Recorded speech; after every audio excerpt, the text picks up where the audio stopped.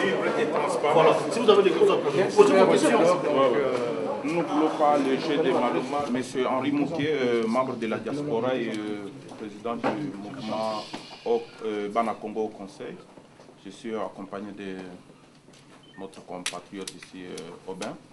Donc nous sommes là et si vous voyez que nous sommes venus nombreux ici, c'est parce que nous sommes indignés de ce qui s'est passé au Congo lors des manifestations de l'opposition pour réclamer les élections transparentes, dénoncer les enrôlements des enfants et tout ça. Et nos frères là-bas ont été tués par la police. Et on s'est dit si réellement il y aura les élections libres et transparentes. Parce qu'en 2006, nous avons vu un homme dédié qui s'appelait aussi un homme dédié, le prêtre Malouma. Aujourd'hui, vous êtes aussi pasteur. Comme on dit au Congo, on utilise les hommes dédiés pour cacher tout ce qu'on peut faire comme mafia des élections déjà bâclées en avance. C'est ça notre indignation. Est-ce que vous êtes sûr des élections que vous allez organiser ou vous êtes là pour porter Kabila une fois encore au pouvoir, qui est vraiment impopulaire dans notre pays? La situation qui s'est passée au niveau du bureau, d'abord, je suis content, j'avais mon vice-président, j'étais en Belgique ces jours-là. On a géré la situation. Je vais passer la parole à celui qui a géré la crise, mon vice-président qui est ici, et il va vous éclairer. Vice-président. Merci, Président.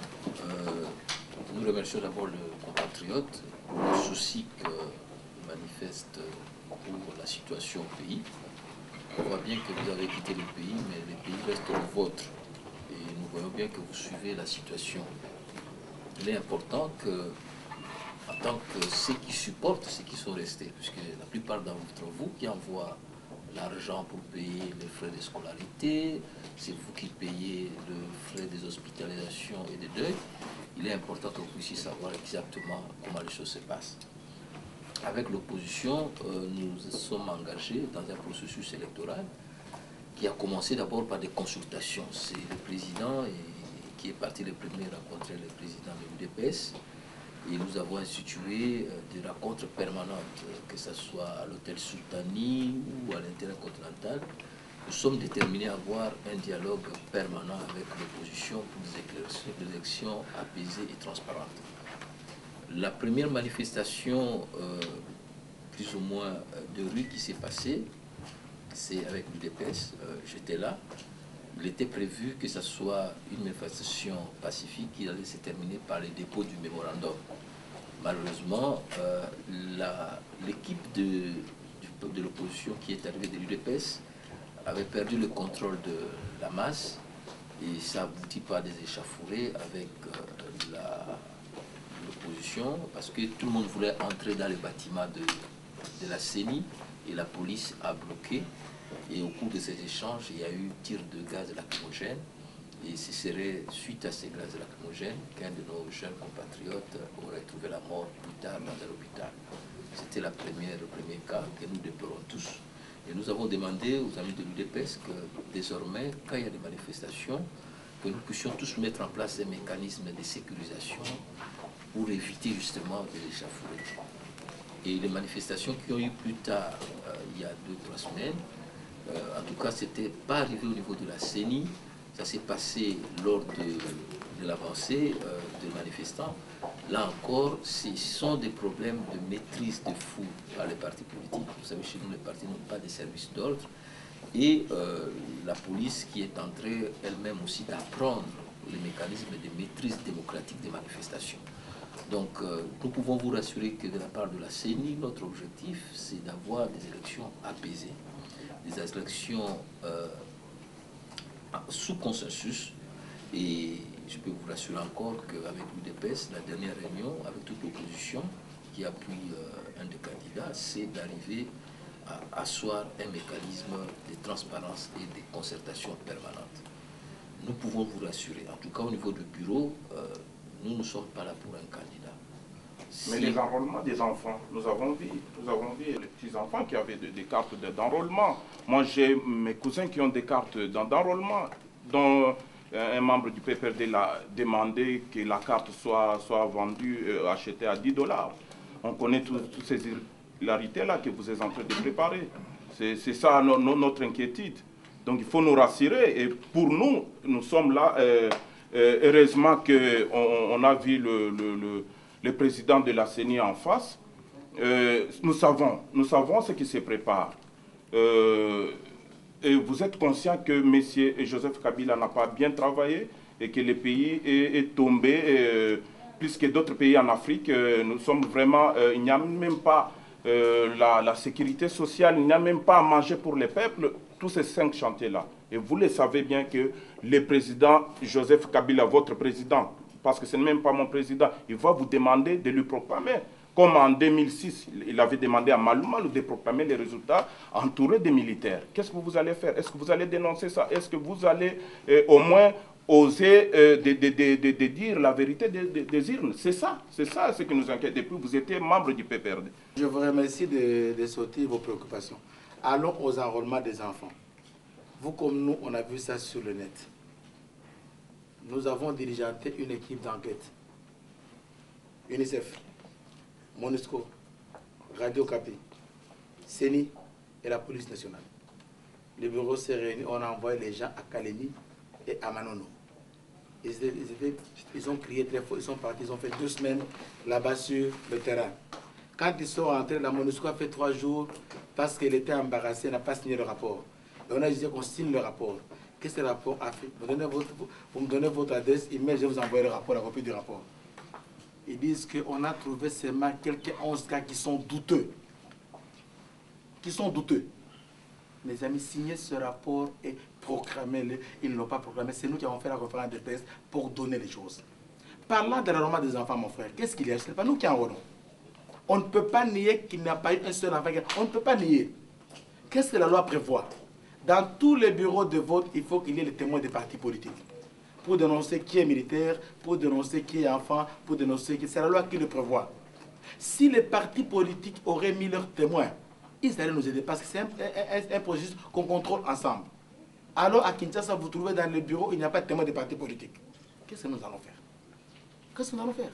Ce rapport-là a été sorti et publié. Mais ceux qui ont crié haut et fort, parce qu'ils étaient confondus, ils ont eu honte de pouvoir proclamer leur affaire. Moi, je ne fais pas de jugement, de valeur sur le président Kabila. Et je voudrais que vous corrigiez ça, monsieur. Je n'ai jamais été membre du PPRD. Jamais. Vous avez travaillé avec monsieur, laisse-moi vous répondre. Donnez-moi le temps de vous répondre. Ouais, soyez cool. Échangeons. Ouais, je suis en face de... On peut prendre tout le temps qu'on prendra. Je répondrai à toutes vos questions sans passion. Je n'ai jamais été membre du PPRD. Vos gens ont cherché à Kinshasa. Ils ont fouillé partout. C'est que c'est seulement la tombe de ma mère qui n'ont pas fouillé pour voir si j'ai signé. Moi, j'ai travaillé dans un contexte international d'église, là où un homme de Dieu doit rester au-dessus de la mêlée parce qu'un jour, on peut te chercher. Pourquoi est-ce que moi, je suis recevable chez le président Tshisekedi plus que tout le monde? C'est parce que je garde mon éthique. Ce papa-là, même la nuit, me reçoit. Je parle avec lui. Je garde mon éthique et ma neutralité. Demande à ce papa-là. Pendant la transition, on a fait un plus 4. Qui était le suivre parce qu'il n'était pas pour Zaïd Ngoma, c'est moi. Donc il faut suivre l'histoire avant de commencer à me condamner et à me dire... Écoute-moi. Écoute-moi, mon ami. Échangeons. Le pays, on a commencé à tuer les gens. Vous serez content de continuer à tuer les gens, à manger les gens chez nous et qu'on reste sur le net et incompatible. Je n'ai pas commencé chez nous. J'ai travaillé au Mozambique pour désarmer les gens. Regardez l'histoire. J'ai aidé les Togolais à faire la paix. J'étais en Angola. Le pays m'a envoyé, j'ai acquis une expérience internationale. Moi, j'étais jusqu'au fond avec Charles Taylor au Libéria, avec Desmond Tutu comme mon patron. Cette expérience que j'ai amenée, je l'amène chez moi. Je trouve les gens de chez moi en train de mourir. Je dis au gouvernement, aidez-moi. Ne confondez pas l'action gouvernementale à l'action d'un individu. On a tué beaucoup de personnes à Kinshasa, parce que les gens avaient les armes. Je demande au gouvernement de m'aider. Nous diminuons la criminalité à Kinshasa. Vous êtes content de ça, mon frère? Vous avez continué à tuer les gens la nuit? Mais on a tué les gens. Écoute-moi, écoute-moi. Vous n'avez jamais condamné cela. Écoute-moi. Aujourd'hui, au Nord Kivu, les gens ne pouvaient pas traverser le parc. Les éléphants avaient fui. Les Bahami ont allé demander au gouvernement, envoyez-nous ces messieurs-là, qui a calmé Kinshasa, qui a calmé le Nord Katanga. Zaïd Dingo m'a demandé que j'écrive, je fasse un testament parce qu'on va me tuer là-bas. Avec les Iteram et les FDLR. Au risque de ma vie, sans aucune garantie, je suis parti. Nous avons désarmé les gens. On a ouvert le parc national. Les gens passent par le parc. Aujourd'hui, vous traversez le parc pendant la nuit. J'ai sauté 15 000 armes. Les armes qui violaient nos mamans que vous dénoncez ici. C'est bien beau de parler loin. Moi, j'étais au feu de la mort. J'ai rencontré la mort dans les yeux pour ce pays-là. Non, bien sécurisé par la sécurité de M. Kabila. Donc, non, compatriote, non, compatriote, non. Je ne peux pas aller à la mort sans la police pour vous pouvez dire que vous avez... Monsieur, allons-y. Il faut me dire merci à ton compatriote. Un petit merci. Parce que nous avons contribué à diminuer les viols des femmes là-bas. Si vous avez la haine contre Kabila, c'est votre affaire. Mais ayez quand même l'honnêteté intellectuelle et dire qu'au moins quelque chose a été fait. Parce qu'aujourd'hui, je peux mourir dire que moi j'ai laissé l'histoire dans ce pays-là. J'ai contribué. On continue à violer à l'est du Congo. Nous devons nous mettre ensemble pour travailler ensemble sur cela. Je n'ai pas dit que j'ai terminé. Aujourd'hui, vous avez fait quelque chose. J'ai contribué. Non, j'ai contribué. On continue à violer. C'est pourquoi il faut... Mon frère, je profite comme... Laissez-les parler, on va parler. Je profite pour poser.